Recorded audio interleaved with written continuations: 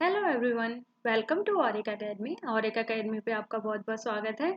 और आज हम लेके आए हैं CSIR नेट के लिए प्रैक्टिस बूस्टर, जिसमें हम प्रॉब्लम्स प्रैक्टिस करेंगे। प्रीवियस ईयर्स के क्वेश्चंस हैं जो ऑलरेडी एग्जाम में आ चुके हैं, तो उन एग्जाम्स को हम आज प्रैक्टिस करने वाले हैं। जैसा कि आपको पता है, एग्जाम आने वाला है 16 फेब को एग्जाम है केमिस्ट्री का, CSIR नेट का। तो बहुत ही कम टाइम बचा है। इस कम टाइम में जितनी कोशिश हो पाएगी उतने हम प्रैक्टिस कर पाएंगे और उतना ही हमें फ़ायदा मिलेगा। तो मोस्ट प्रोबेबली आप सभी लोग प्रीवियस ईयर्स के क्वेश्चंस लगा रहे होंगे। तो आई होप कि हम मेरी ये वीडियो आपको हेल्प कर पाए। तो वीडियो स्टार्ट करने से पहले एक ही बात, अगर आपको वीडियो पसंद आए तो वीडियो ज़रूर लाइक करें, चैनल ज़रूर सब्सक्राइब करें और अपने फ्रेंड के साथ शेयर करना ना भूलें। ठीक है, तो चलो स्टार्ट करते हैं। The first question is, according to crystal field theory, Ni2 plus can have two unpaired electrons. कौन क्रिस्टल फील्ड थ्योरी के अकॉर्डिंग निकिल 2 प्लस में किसमें टू अनपेयर्ड इलेक्ट्रॉन्स होंगे? Octahedral geometry, tetrahedral geometry, square planar geometry या both octahedral and tetrahedral geometry में। ठीक है, तो अगर हम ऑक्टाहेड्रल की बात करते हैं तो ऑक्टाहेड्रल किस कंडीशन में होते हैं? या तो sp3d2 होता है, या फिर d2sp3 होता है, या फिर d2sp3 होता है। स्क्वायर प्लेनर की बात करते हो आप, तो स्क्वायर प्लेनर ज्योमेट्री में होता है dsp2। ठीक है, और टेट्राहेड्रल तो आई थिंक सभी को ही पता होगा कि टेट्राहेड्रल का क्या होता है, हाइब्रिडाइजेशन, दैट इज sp3। ठीक है, अब Ni2 प्लस की बात करते हैं तो Ni फर्स्ट देखो, Ni का कितना होता है 28, यानी 3d8 और 4s2। जब ये Ni2 प्लस में कन्वर्ट हो जाएगा तो दैट मीन कि 3d8 और 4s 0 रह जाएंगे। ठीक है, अब ये sp3d2 की बात करते हैं तो sp3d2 या d2sp3, तो इन सब के लिए हमें ये देखना पड़ेगा कि d ऑर्बिटल में इलेक्ट्रॉन्स किस तरह से मिलेंगे। Sorry, and this one is 6, तो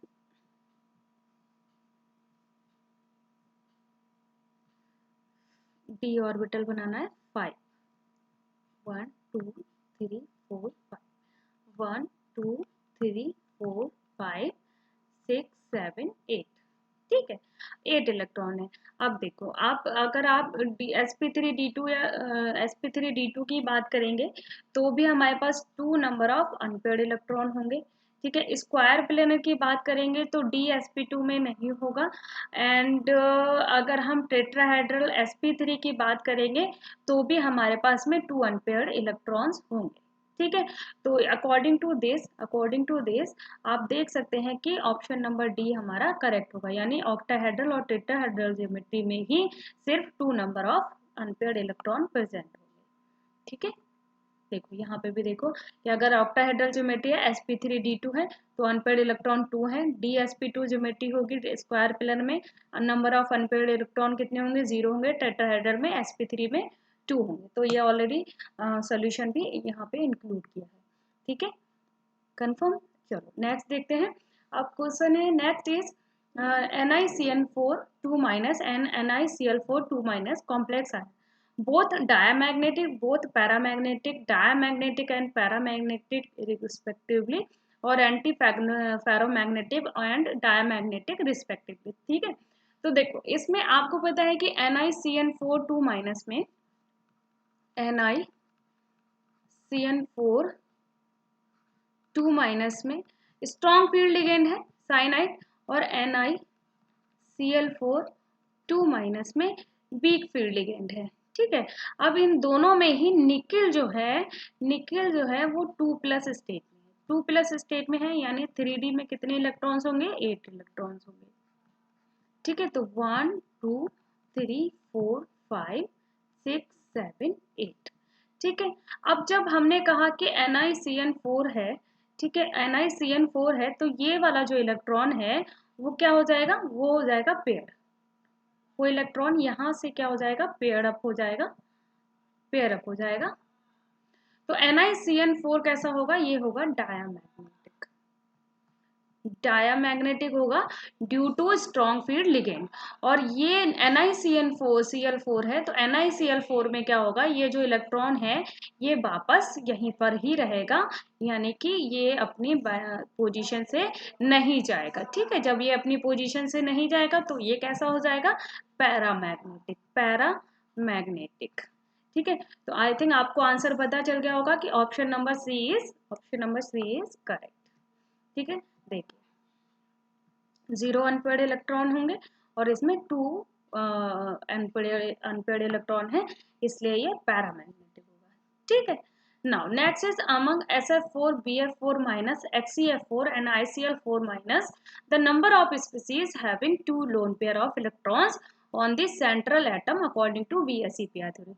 तो BS-EPR theory के अकॉर्डिंग हमें ये बताना है कि इनमें से किसमें 2 lone pair of electrons on the central metal atom पे प्रेजेंट है। तो इन सभी के लिए हमें इनकी ज्योमेट्री देखनी पड़ेगी। ठीक है, तो ऑलरेडी मैंने इनकी ज्योमेट्री अपलोड की हुई है यहाँ पे। देखो SF4 की ज्योमेट्री क्या होगी, ये क्या होनी चाहिए थी, ट्राइगोनल बाइपिरामिडल, बट किस फॉर्म में होगी, ये सीसा फॉर्म में। तो यहाँ पे 1 लोन पेयर ऑफ इलेक्ट्रॉन है। देन यहाँ पे आप BF4 माइनस की देखेंगे तो that is tetrahedral, no lone pair of electron is present. HCF4 की ऑक्टाहेड्रल होनी चाहिए थी, ड्यू टू ये लोन पेयर 2 लोन पेयर, ये टेट्राहेड्रल हो जाएगी। और यहाँ पे आप देख सकते हैं 2 lone pair of electrons present है। सेम फॉर ICl4 माइनस, तो 2 lone pairs of electrons are present. ठीक है, तो हमारा इसमें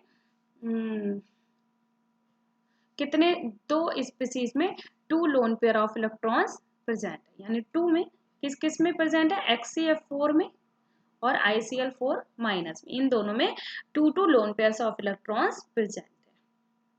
ठीक है, next is Ziegler-Natta catalyst। The commonly used catalyst system is TiCl4 Al(C2H5 whole thrice, BOACAC whole twice और Al2CH3 whole 6, eta5 CP2 TiCl2 AlOET3 और TiCl4 BF3। देखो Ziegler-Natta कैटलिस्ट है जो कि बहुत फेमस है, और ये हमारा ऑप्शन नंबर ए ही Ziegler-Natta कैटलिस्ट है।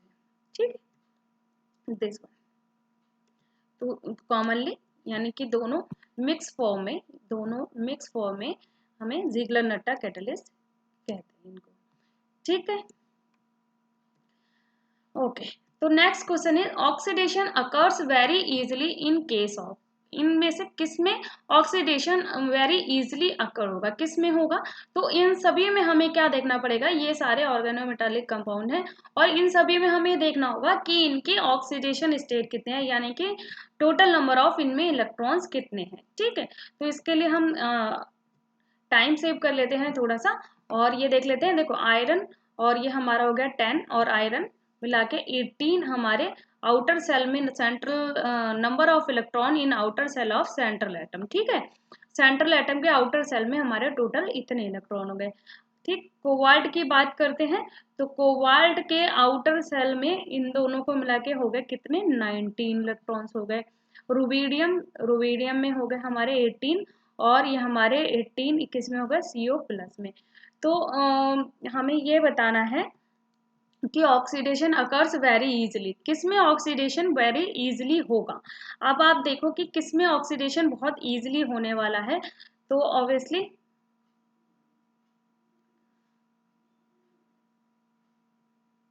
तो जो ऑक्सीडेशन है वो इजीली हमारा जिसके ऑप्शन नंबर सी में होगा, यानी इनमें जो हमारे टोटल वैलेंस इलेक्ट्रॉन है दैट इज 19। ठीक है, तो ये जल्दी ऑक्सीडाइज हो जाएगा, इट विल कन्वर्ट और किस में चेंज हो जाएगा, और 18 वाला ये वाली स्टेट को एक्वायर कर लेगा। ठीक है, 18 को एक्वायर कर लेगा। तो next is complex in which organic ligand is having only sigma bond, which metal is, किसमें कौन सा ऐसा ligand है जिसमें सिर्फ सिग्मा बॉन्ड होगा। ठीक है, अब देखो eta5C5H5 यानी कि ये तो 5 मेंबर्ड रिंग है, this one is 6 membered ring, तो इनमें तो नहीं होगा, इसमें तो पाई बॉन्ड होगा। अब यहाँ पे PtCl3 की बात करते हैं, लेकिन जो C2H4 है that is also pi bonded compound, तो हमारा ऑप्शन नंबर ए ही करेक्ट होगा। ठीक है, तो ऑप्शन नंबर ए में ही सिर्फ क्या होंगे, सिग्मा बॉन्ड।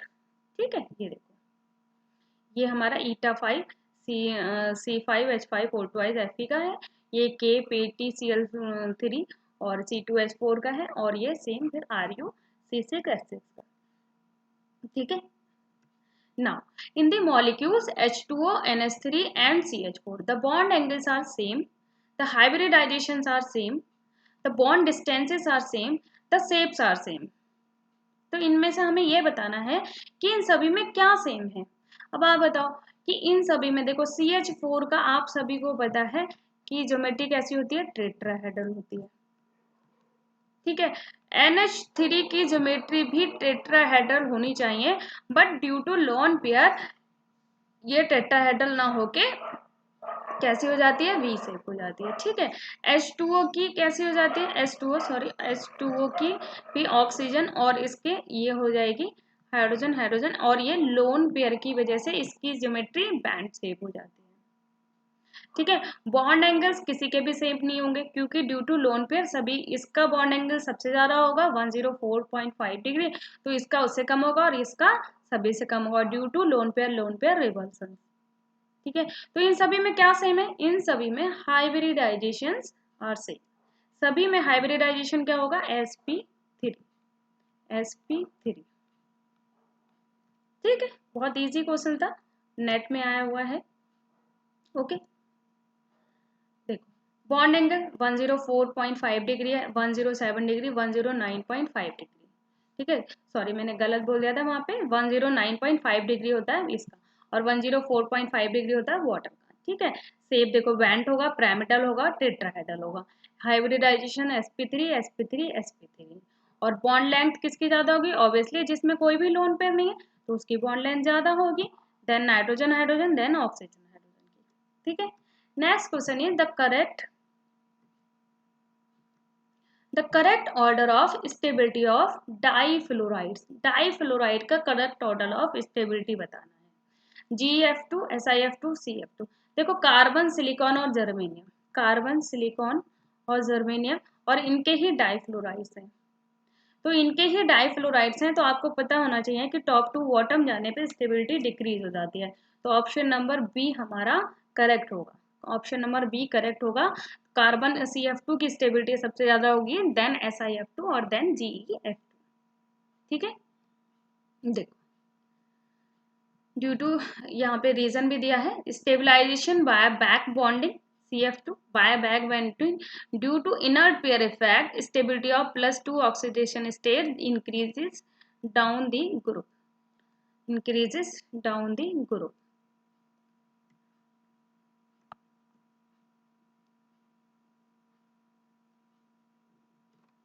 लेकिन ऑप्शन नंबर बी ही करेक्ट होगा इसका, क्योंकि टॉप टू बॉटम आप नीचे जाएंगे तो जैसे जैसे जाएंगे वैसे वैसे साइज बढ़ता है, और साइज बढ़ता है तो इसकी स्टेबिलिटी जो होती है वो डिक्रीज हो जाएगी।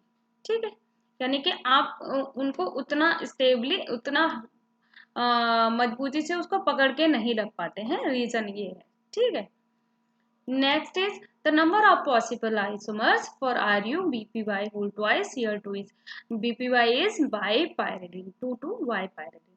तो number of possible isomers बताने हैं हमें इसके। देखो आइसोमर्स के लिए यहाँ पे ऑलरेडी ये फॉर्म दे रखी है, तो ये हमारी हो गई इसकी ट्रांसफॉर्म, और ये बाईपिरामिडल जो होता है ये बाईडेंटेट होता है। ठीक है, तो बाईडेंटेट है, और ये हमारी ऑक्टाहेड्रल, देखो ज्योमेट्री में आप देख सकते हैं। ठीक है, तो ये ट्रांसफॉर्म हो गए, ट्रांसफॉर्म है, और इसमें आप देखेंगे कि यहाँ से आप प्लेनर सिमेट्री डालेंगे तो ये कट जाएगा। ठीक है, दो सिमिलर पार्ट में, तो ये ऑप्टिकली इनएक्टिव होगा। ठीक है, नेक्स्ट हम बात करते हैं अगर सिस फॉर्म की, तो सिस फॉर्म जो होता है वो ऑप्टिकली एक्टिव है, और also it is consisting D और एल फॉर्म, डी और एल फॉर्म बना रहे हैं। तो टू और थर्ड फॉर्म जो होंगे वो कैसे होंगे, एक दूसरे के इनएंसियोमर्स होते हैं। ठीक है, तो हम यहाँ पे कह सकते हैं ऑप्शन नंबर हमारा कौन सा ठीक होगा। पॉसिबल आइसोमर्स पूछे हैं, तो पॉसिबल आइसोमर्स हमारे कितने हो गए, 3 हो गए, पॉसिबल आइसोमर्स आर 3। ठीक है, एक हमारा ये हो गया, एक 2 और ये 3। ठीक है, next question is I hope कि आपको क्वेश्चन समझ में आ रहे होंगे और आपको पता चल रहा होगा कि कितने इजी क्वेश्चंस है। बस हमें क्या करना है, हमें प्रैक्टिस करनी है और जितनी ज़्यादा हम प्रैक्टिस करेंगे उतने ज़्यादा ही हमारे कंसेप्ट क्लियर होते जाएंगे। ठीक है, तो मैं पूरी कोशिश करूँगी कि आपके लिए ज़्यादा से ज़्यादा क्वेश्चंस लेके आ पाओ ताकि आप और ज़्यादा प्रैक्टिस कर पाएँ। ठीक है, बट आपको खुद भी थोड़ा सा अपने आप भी प्रैक्टिस करनी है, कुछ कंसेप्ट पढ़ने हैं, वीडियोस देख सकते हैं, वीडियोस देखें, अगर आपके पास नोट्स अवेलेबल है तो नोट्स से पढ़ लें। ठीक है, the term symbol of a molecule with electronic configuration 1 sigma g twice, और ये हमारा एक पूरा इलेक्ट्रॉनिक कॉन्फ़िगरेशन लिखा हुआ है और हमें टर्म सिंबल निकालना है। ठीक है, तो टर्म सिंबल के लिए हमें पता होता है कि L is equal to 2s plus 1, और यहाँ पे हमारा आ जाता है जिरेड और अनजिरेड। ठीक है, जिरेड और अनजिरेड आएगा। ठीक, ये हमारा आ जाता है। और अगर यहाँ पे प्लस और माइनस भी साइन आता है। ठीक है, जिरेड होगा या अनजिरेड होगा, प्लस होगा माइनस होगा, और 2s प्लस 1। अब देखो इसमें ये हमारा, ये जो इलेक्ट्रॉन्स है ये हमारे वैलेंस सेल में, वैलेंस सेल के इलेक्ट्रॉन्स है। ठीक है, तो पाई पाई है, दैट मीन कि दोनों के दोनों इलेक्ट्रॉन्स किस में है, पी ऑर्बिटल्स में है, पी ऑर्बिटल में है। तो हमें ये पता है कि एल की वैल्यू क्या होती है, 0 होगी या प्लस माइनस 1 होगी।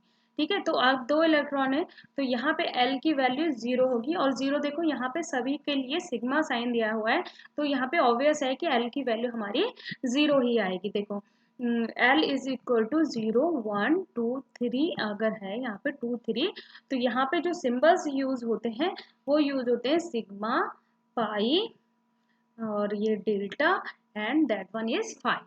ठीक है, तो 0 के लिए देखो सिग्मा सिंबल यूज हो रहा है, तो दैट मीन एल की वैल्यू हमारे पास में कितनी है, 0 है। अब हमें कितना क्या निकालना है, 2s प्लस 1 निकालना है, 2s प्लस 1 निकालना है। अब एक एक इलेक्ट्रॉन है तो 2 into 1 plus 1 is equal to 3, यानी 2s प्लस 1 की वैल्यू हमारी कितनी आ गई, 3 आ गई। तो इसको हम यहाँ लिख लेते हैं, एल की वैल्यू हमारी कितनी आ गई, एल की जगह लिख लेते हैं डायरेक्ट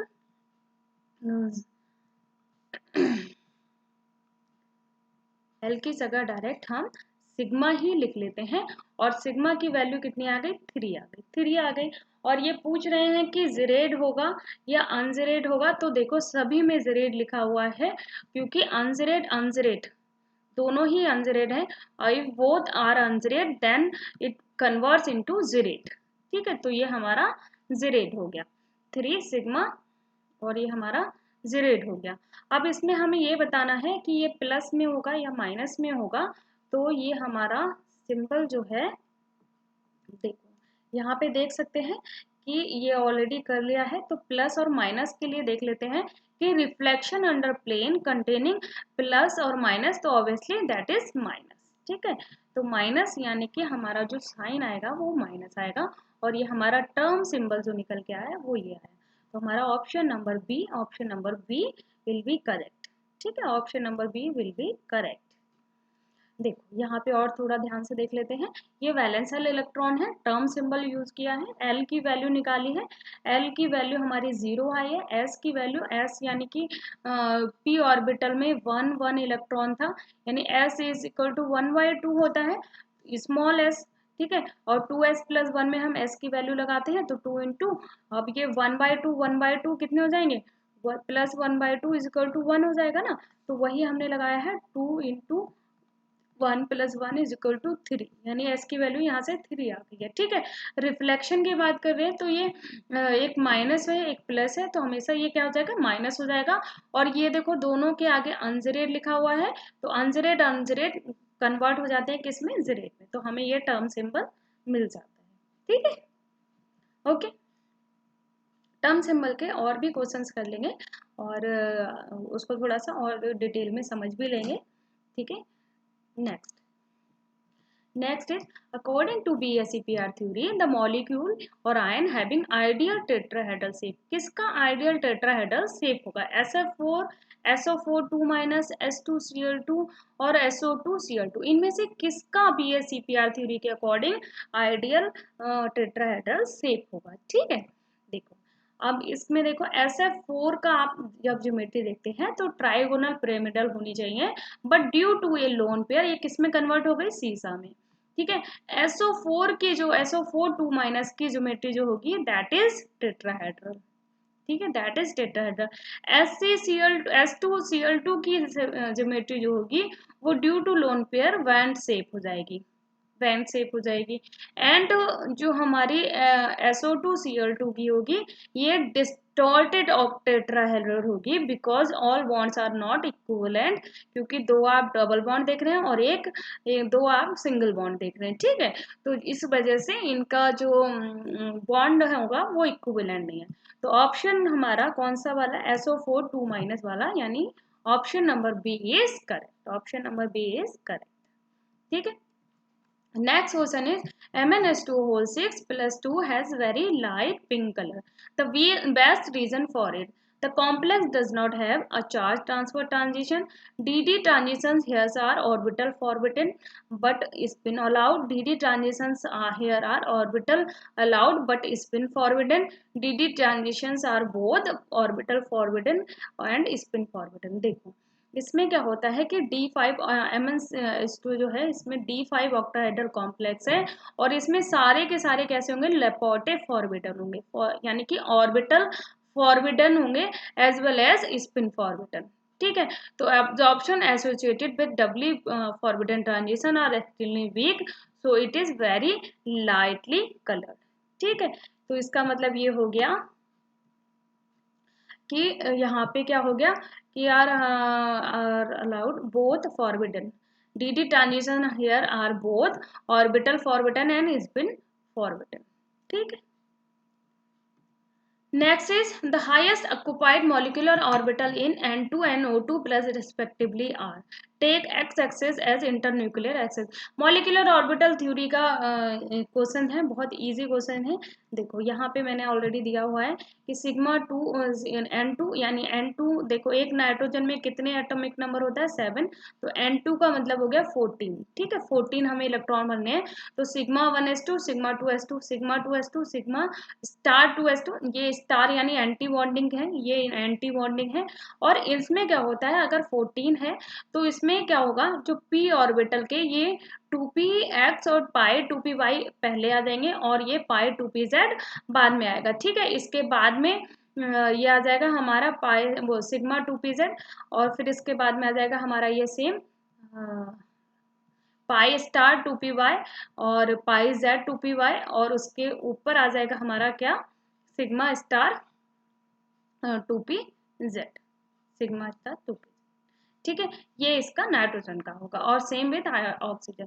तो इनके आउटर सेल का देख लो आप, इनमें सिग्मा 2pz है और इसमें पाई स्टार 2pz1 है, तो सिग्मा 2pz और pi star 2pz1, pi star 2pz1। The highest occupied, highest occupied देखो इसमें तो हाईएस्ट ऑक्युपाइड तो हमारा कौन सा हो गया, सिग्मा 2pz हो गया, और इसमें पाई 2pz है, तो सिग्मा और पाई होना चाहिए, सिग्मा और पाई होना चाहिए। ये पाई पाई तो नहीं है, सिग्मा स्टार वाला भी नहीं है, और ये भी नहीं है, तो हमारा ऑप्शन नंबर ये करेक्ट है। सिग्मा 2px लिख दिया है और पाई 2py लिख दिया है, लेकिन this one is correct. Okay, the next is the correct order of LMCT energy, ligand metal charge transfer energies is। Correct order बताना है, MnO4 CrO4 2 माइनस और VO4 3 माइनस, इनमें से किसका कौन सा करेक्ट ऑर्डर होगा। देखो ligand can in ligand in same, so higher the formal oxidation of metal lower will be the LMCT। जितना ज्यादा फॉर्मल चार्ज होगा उतनी ही लोअर LMCT वैल्यू होगी, यानी कि this one option number A is correct, option number A is correct.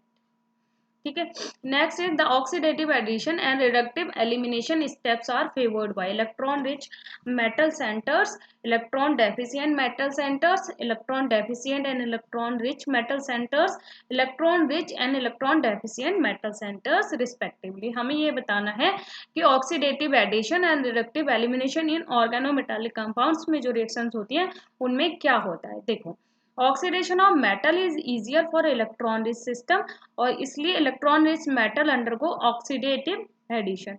और reduction किस में होगा? इलेक्ट्रॉन डेफिशिएंट मेटल्स में रिडक्टिव एलिमिनेशन होगा। ठीक है, तो ऑक्सीडेटिव एडिशन किस में हो रहा है? जो इलेक्ट्रॉन रिच स्पीसीज है, इलेक्ट्रॉन रिच स्पीसीज में ऑक्सीडेटिव एडिशन होगा, एंड इलेक्ट्रॉन डेफिशिएंट मेटल्स पे क्या होगा? ये तो option number D is correct.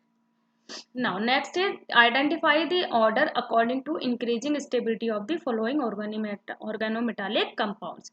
इनमें हमें बताना है identify the order according to increasing stability of the following और TiMe4, TiCH2, TiPiPr2, TiEP4। ठीक है, इन सभी में हमें बताना है। ठीक है, Me is for methyl, PH for phenyl, IPR is isopropyl and ET is for ethyl. तो इसमें हमें अकॉर्डिंग टू इंक्रीजिंग स्टेबिलिटी के अकॉर्डिंग इनको सेट करना है, स्टेबिलिटी किसकी ज्यादा होगी। ठीक है, तो इसमें क्या है? TiCH4 has no beta elimination, but इन सभी में क्या है? बीटा एलिमिनेशन होगा, तो इसलिए मोर बीटा एलिमिनेशन, और जितना मोर बीटा एलिमिनेशन उतना ही लेस स्टेबल होगा। तो इसकी स्टेबिलिटी को यहाँ पे किसके अकॉर्डिंग कहा है? बीटा एलिमिनेशन के अकॉर्डिंग कहा है।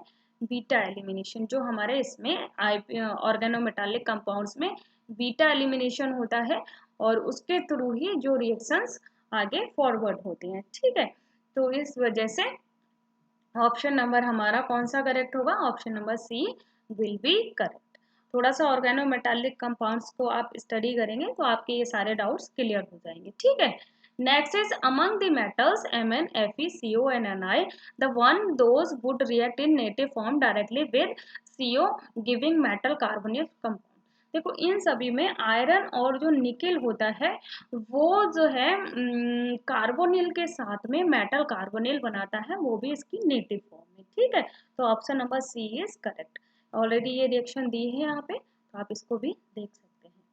ठीक है, next is the molecule with highest number of lone pairs and has a linear shape based on BSEPR theory.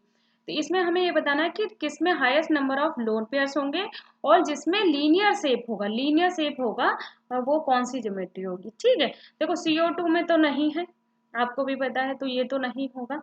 बाकी देख लेते हैं, CO2 लीनियर है। Number of number of lone pair की बात कर रहे हैं, तो ऑक्सीजन के ओके, तो आई थॉट कि just they are talking about central atom. तो लीनियर में ऑक्सीजन में आप देख सकते हैं, ऑक्सीजन पे 4 लोन पेयर होंगे। आयोडीन में I3 माइनस में लोन पेयर कितने होंगे? 9 होंगे। ईच आयोडीन पे कितने लोन पेयर है? 3 लोन पेयर है। ठीक है, NO2 माइनस की बात करते हैं, तो इन सभी में जो नंबर ऑफ लोन पेयर है 6 है, और NO2 प्लस में 4 है। तो हमारा जो I3 माइनस है उसमें ही सबसे ज्यादा लोन पेयर ऑफ इलेक्ट्रॉन। ठीक है, next question is H2Ru6CO18 cluster containing 8 coordinated Ru center, the hydrogen atoms are।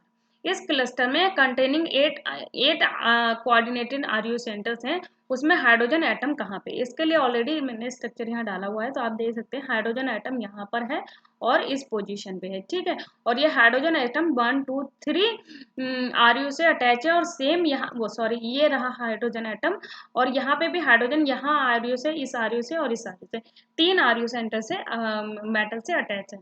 ठीक है, तो दोनों ही हाइड्रोजन कैसे हैं? ब्रिजिंग है, और 3 Ru सेंटर्स पे हैं, तो option number D is correct. Option number D is correct.